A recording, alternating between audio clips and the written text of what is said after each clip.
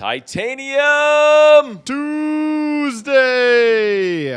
X-Men, the original. Yeah, I don't have any tagline.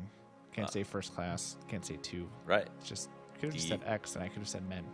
X. Men. 2000. Orion Pictures, 1984, is Tell the me more. origin story of this film. Oh, really? Mhm. Tell me more. Well, then in 1994, 10 years later, Fox picked it up. And then they developed it, and they got it out in 2000. And it was great. It was great. The introduction to all these characters in live action. Crazy. But here's the thing. James Cameron back in 84 was involved. Really? Yeah, and they couldn't make it happen. That's probably good. I don't think James Cameron would have been good in an X-Men universe. No, but it would have been really long. It sure would have. It would have needed 2 VCR tapes. Yeah, that's right. I had this on VHS. Oh, did you? Yeah. I can't remember what I had.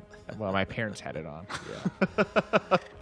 No, I had it on VHS, yeah. No, I think... I might still have it packed in a box somewhere. I think we only had the DVDs because I think we bought them after all 3 had came out, and I remember the trilogy pack. It was like when the Star Wars did the same thing with all 3. You put them in a nice little slider, and they all are there. Like the ones behind me? Ooh, yes. Yeah. Distracting. Ian McKellen, Halle Berry, Famke Janssen. Keep going. James Marsden. Patrick Stewart, of course. Hugh Jackman. Ray Park. Oh, yeah. No, was he in this one? Oh, yeah. He was the Toad. That's right. Yeah. Because he was... Darth Maul. Yeah, Darth Maul. That's right. It's That's crazy. Right. Yeah. X-Men has Anna such like Paquin, a crazy story. Rebecca Romijn. Yeah. X-Men has this very fascinating story. I was hooked right away. Yeah. And I couldn't wait for more. Yeah. Like X2 came out. Yeah. That was great. This was obviously a massive launch. This was a massive risk. Yeah. That was a great launch. It was $75 million. Yeah. Which is crazy for that time. Yeah, because Titanic, yeah. right before then, right, was $100 million. Yeah. And that was like unheard of. And James Cameron had to beg for that. And so this is not far behind it, but it paid off. Sure did. Yeah. It was so $300 million in the box office alone for back then. That's huge. And some of these actors are still playing the characters. Yeah. Which is just bonkers to me that, I mean, obviously it had an impact. And They were such a good fit for the role. Like Professor X, Ian McKellen, Hugh Jackman. Like I couldn't imagine anyone else in those roles. Even Halle Berry was great. Like, I mean, she didn't continue it as long as some of the other characters, but she was still a great Storm. And it really set up, I mean, X-Men movies have definitely been hit and miss since they started this whole franchise in the 2000s. Of like, some movies are great, some movies are not great. Right.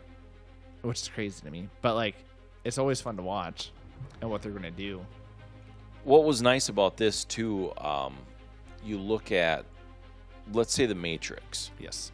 The 1999 is when that came out, if memory serves, or very, very close to that. Yeah. They literally invented technology for that movie.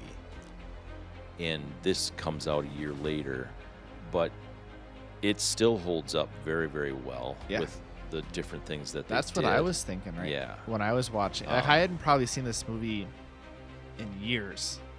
Right. But when I rewatched, I was like, man, this, like, none of it looks super cheesy. And solid villains that are trying to be the good. X-Men was built in a time era, and you can definitely see where its roots are from, of like the civil rights movement, is where a lot of the X-Men stuff originated. And it, morality and stuff like that is really interesting to be explored through the X-Men, because they're able to put it in such a different frame that makes you relate. Oh, that makes a lot of sense. Like, I can see where both of these perspectives are coming from. One's, fearful and wants to be aggressive and be on the attack, and the other one wants to, hey, we're just like you guys and want to acclimate. You just got to understand each other and things like that, right? Which obviously is the more moral. It is the only moral way, right? I should say, and that comes through in this, and they understand it. And even Magneto, while I suppose not directly agrees with it, he does agree with it. Yeah, like in an ideal world, he doesn't want to go be extinct great. either, right? Yeah. Exactly. So it's interesting. It's very interesting. And they did a very good job. I watched the animated series. Yeah. And I thought that they did a great job with this when it came out. Yeah. I was very, very pleased. Yeah. I mean, if you're talking about actor chemistry, like, it's crazy because this is the first film and they all did a great job working with each other. Back when this came out, I would have to say that they hung out with each other. Yeah. Because on set, off set, no phones, things right. Yeah, and so there was that face-to-face interaction all the time. Yeah, on and off set. Yeah, they became friends. I mean, I don't know that, right? But when you look at that's film how it feels. From this, when you look at a film from this era, this from 2000, not that long ago, right? And you look at a film today, and that chemistry is just different. And talented actors. But you can really see it and feel it in the body language and some of those other things. And I mean, the other thing too is we've talked a lot about like CGI being almost too much in modern films. Like it just doesn't look realistic. And then movies like this, where it is more real sets, more applicable. Like you don't have to act as much if you're actually in the situation. Yeah. And so it makes a huge difference. I think that, helps with the chemistry, helps with the bond, realism, and everything else. Well, it reminds me of like Carl Urban in The Lord of the Rings and what's the other guy's name? Played the king. Why can't I think of his name now? You know who I'm... Yeah, I know. Aragon, but what's his real name? Ryder. Strider. That's not his real name. But anyway, like I remember hearing those two talk about like they spent time with their horses. They spent time, back then with each other, and it was a family thing. Yeah. And you saw that. Yeah. And that's so cool. Imagine doing that now. Yeah. I just don't think you get that effect. You don't want to spend the time and money into that type of stuff. Right. It's Viggo Mortensen. Yes, thank you. You're welcome. Yeah. But I mean, I wish movies would get more like this. Yeah. I mean, there's been conversation about superhero burnout in the recent years because we got so much Marvel, DC, all this content. And I really think it is more valid that what we're missing is not superhero burnout. It's just actual good stories being told. Yeah.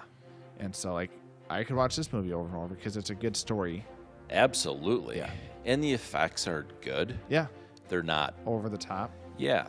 It's like, I can see that could happen. Yeah. Right. Makes sense. Yeah.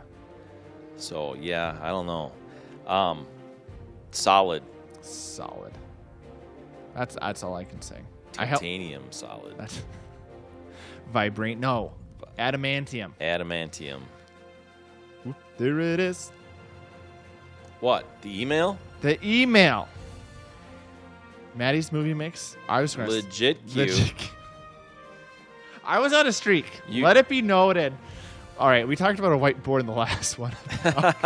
Things that Tyler or movies that fails. Or just failed. Yeah. We also got to have one that's Tyler cannot get the email down. Hey, our 100th episode is right around the corner too. Coming around the bend. Infinity War. Did you say the movie or the email right? Did we get all the way through? LegitQ at Maddie'sMovieMix.com. Yeah, listen to him. Thank you, guys.